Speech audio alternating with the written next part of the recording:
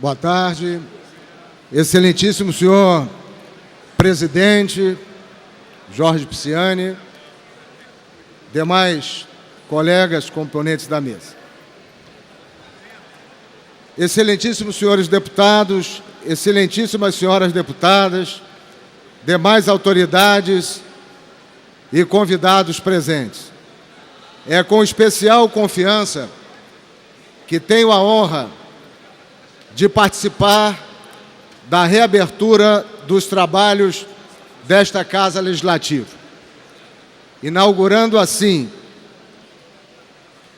com as palavras do governador Luiz Fernando de Souza,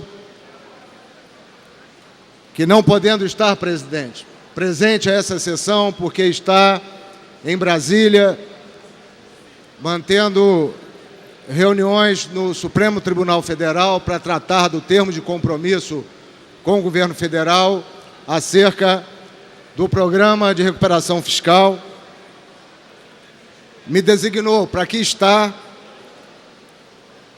inaugurando a terceira sessão da 11ª legislatura e transmitir uma breve mensagem.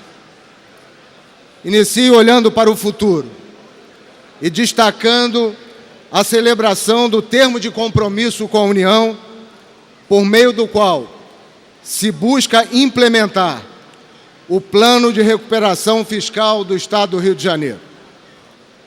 A medida, fruto de enorme esforço entre os poderes executivos do Estado e da União, tem por objetivo devolver ao ente federativo estadual os mecanismos necessários para enfrentar a grave crise financeira que o assola. Buscamos o abrandamento de uma fase aguda, com a recomposição imediata do fluxo de caixa, de modo a garantir a estabilização das finanças estaduais, notadamente no que diz respeito aos salários, proventos e pensões.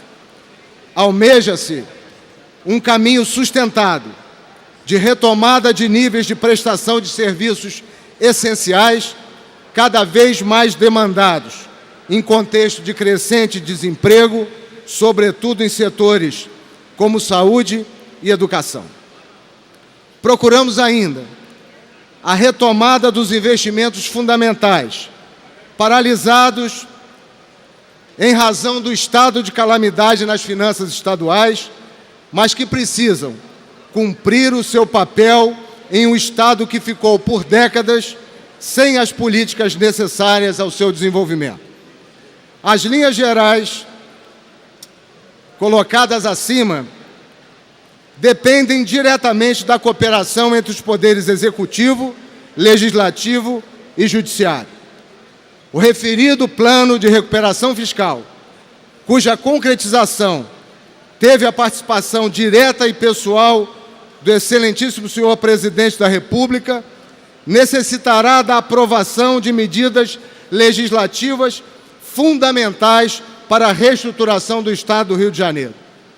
Para tanto, conto com a participação de cada uma de vossas excelências na construção desse novo marco normativo que tanto contribuirá para a reorganização das finanças estaduais. Afinal, não é de hoje que as ações do Poder Legislativo fluminense vêm permitindo a criação de um caminho de retomada da história de conquistas do Estado do Rio de Janeiro. Um primeiro e relevantíssimo passo já foi dado: a aprovação por este Parlamento da Lei 7483/16, que reconheceu o estado de calamidade na administração financeira do Estado do Rio de Janeiro. E foi o pilar central das tratativas que garantiram o engajamento da União Federal no projeto de resgate do nosso querido Estado. A propósito, estamos encaminhando a esta Assembleia, nesta oportunidade, o plano de medidas que pretendemos implantar e relatório detalhado a respeito da receita corrente líquida, como previsto na referida lei. Não podemos deixar de ressaltar que este plenário, como uma arena plenamente democrática, tem sido palco de debates de grandes questões estaduais e nacionais, com exemplar espírito de independência e autonomia. É esta independência que faz de cada um de vossas excelências, deputados e deputadas estaduais, os representantes de uma sociedade cujas legítimas expectativas devem ser a premissa fundamental da atividade político-administrativa. Nesse contexto, ao papel típico do legislador tem se agregado, cada vez mais, a função de fiscalizar os recursos públicos e subsidiar a formulação das ações governamentais. A atuação incansável desta Assembleia também se revela em números. Nada menos que 306 projetos de lei foram aprovados e 226 sancionados no ano de 2016. É o momento de reiterar nosso compromisso, acima de tudo com o desenvolvimento econômico, com o ganho social, com a austeridade, com a transparência e com a ética. Alicerçado nessas premissas, não poupamos nem pouparemos esforços para uma verdadeira reconstrução do Estado do Rio de Janeiro. Em linhas gerais, as políticas públicas implementadas pelo Poder Executivo permanecem voltadas para as ações que fortaleçam o nosso Estado, visando aumentar a renda da população, diminuir a desigualdade social, elevar a qualidade de vida e permitir a criação de um crescente número de empregos. Sabemos que o ano de 2016 não foi um ano fácil, mas o governo do Estado, sob o olhar atento desta Casa, está buscando preservar as conquistas alcançadas após uma verdadeira transformação do Estado. O Brasil ainda vive uma fase difícil em sua conjuntura econômica, na qual medidas de austeridade vêm sendo forçosamente adotadas em todos os estados da Federação e pela União. No nosso Estado, ante o fato de ser responsável pela produção de aproximadamente 80% de todo o petróleo produzido no país, acabamos por sofrer mais fortemente os impactos da drástica crise na cadeia produtiva de óleo e gás. Sem dúvida, o Estado do Rio e os nossos municípios ainda sofrem de modo diferenciado os efeitos da retração na cadeia produtiva do petróleo e da brutal recessão que ainda assola o país. Para reverter esse quadro, seria imperdoável não mencionar a determinante participação de vossas excelências, nobres deputados e deputadas. Esta Casa, em 2016, debateu e aprovou diversas mensagens encaminhadas pelo Executivo, permitindo a concretização de projetos fundamentais nas mais diversas áreas, podendo-se, desde logo, mencionar a aprovação das leis que versam sobre diretrizes orçamentárias, plano plurianual e proposta orçamentária. Como tem sido tradição nos últimos anos, este Parlamento, em 2016, aprovou mensagem enviada pelo Poder Executivo, instituindo pisos salariais para diversas categorias profissionais no âmbito do Estado do Rio de Janeiro, o que proporcionou recomposição salarial a inúmeros trabalhadores em meio à mais grave crise econômica de que se tem notícia nos tempos recentes. Com certeza, esta medida foi essencial à preservação do poder de compra da população e contribuiu para arrefecer os efeitos danosos da já mencionada crise econômica nacional. O Estado vem fazendo seu dever e, no ano de 2016, adotou medidas de grande impacto para aperfeiçoar a máquina pública, tendo como foco manter os serviços públicos oferecidos à população e diminuindo os custos para a sociedade. Desde 2015, o Estado vem estabelecendo metas de economia aos órgãos e entidades da administração pública direta e indireta. Só no ano de 2016, este esforço conjunto do Poder Executivo alcançou uma economia de 880 milhões de reais, incluindo ações nas áreas de limpeza, administração, alimentação, terceirização de mão de obra, transmissão de dados, serviços de TI, locação de imóveis e veículos, contratos com organizações sociais, dentre outros. A Secretaria da Casa Civil e a Secretaria de Fazenda e Planejamento estão monitorando o cumprimento das metas estabelecidas. Além disso, está sendo realizada uma análise das principais contratações realizadas pelo Estado com o objetivo de identificar oportunidades de melhoria. Esse trabalho criterioso acarretará, já no início do presente ano, uma nova rodada de ajustes nas despesas de custeio e demais despesas continuadas. Como se vê, há um esforço contínuo para a otimização da estrutura administrativa iniciado em 2015 e ainda em andamento.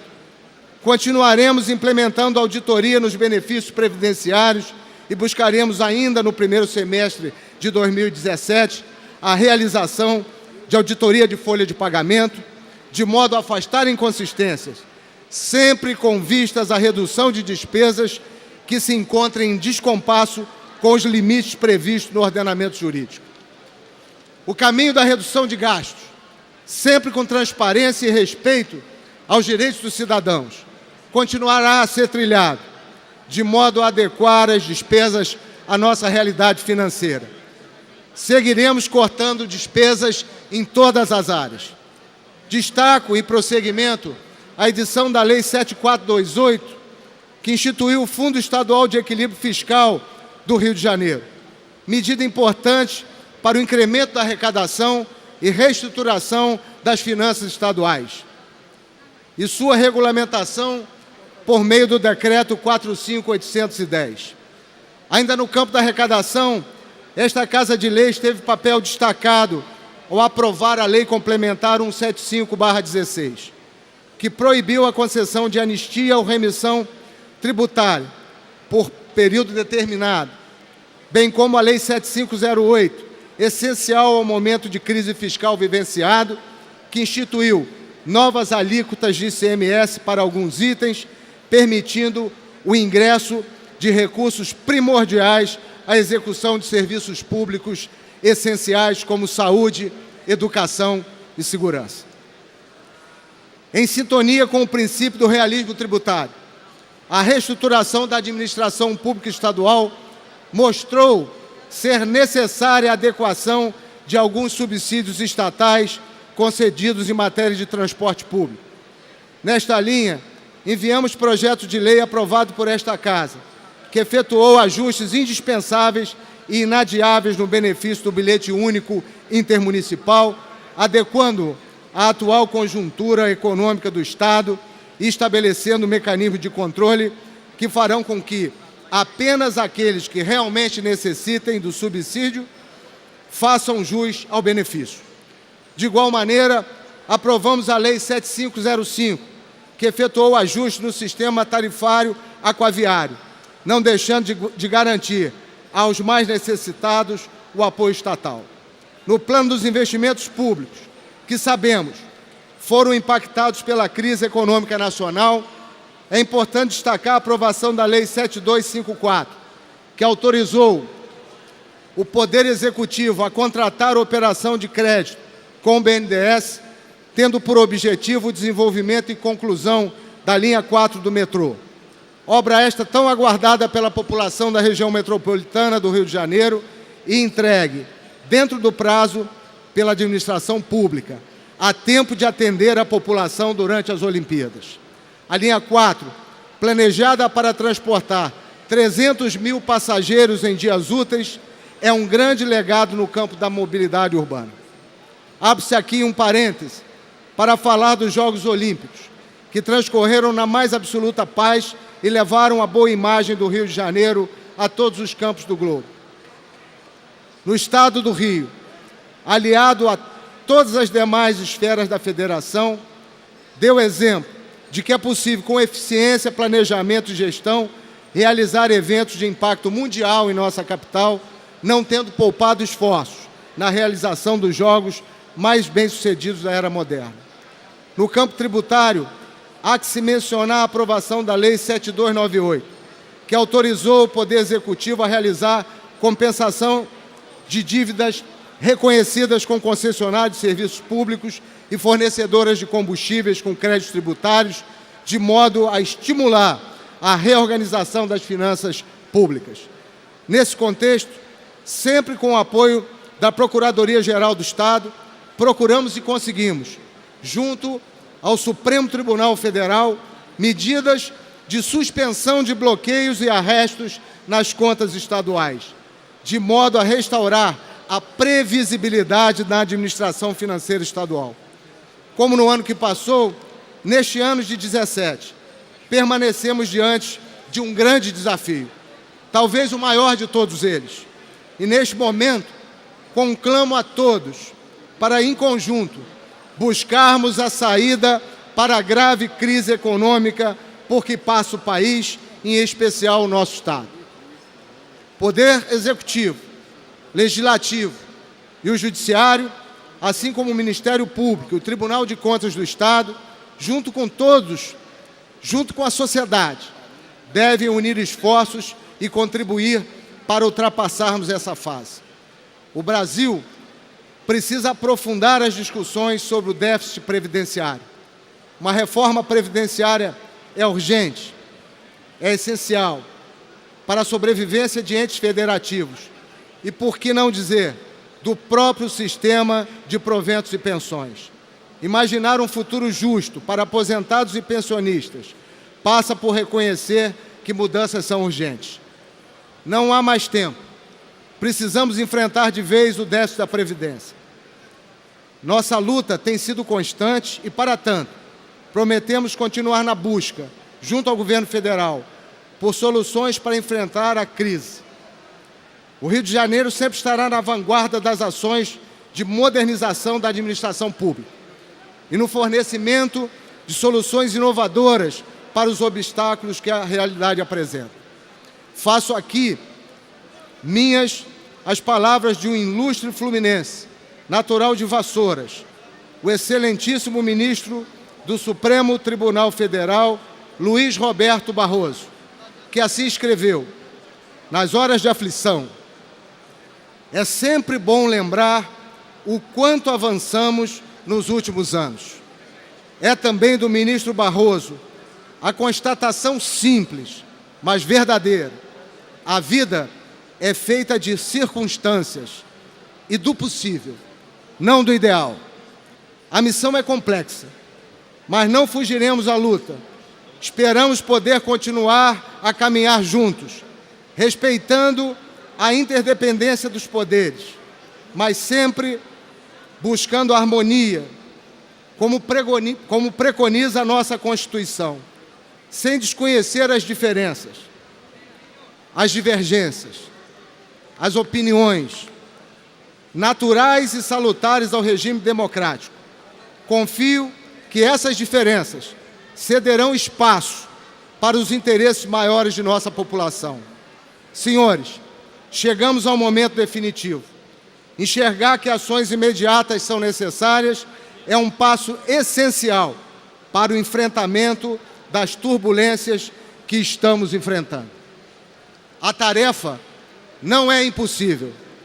Precisamos agora olhar para frente e superar os obstáculos. Muito obrigado. Luiz Fernando Pezão, governador do Estado do Rio de Janeiro.